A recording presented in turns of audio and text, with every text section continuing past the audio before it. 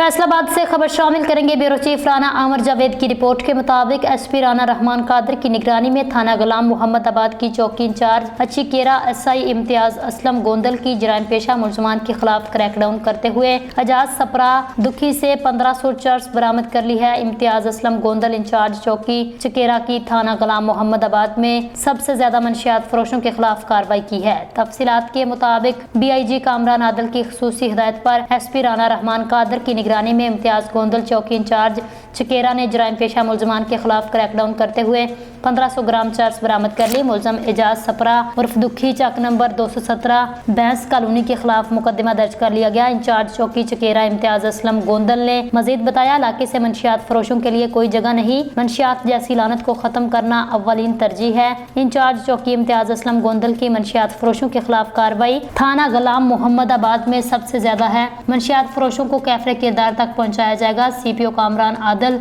SP Rana Rahman Kader Khan की खसूसी हिदायत पर जराइम पेशा मुलजमान के खिलाफ कार्रवाइयाँ जारी हैं।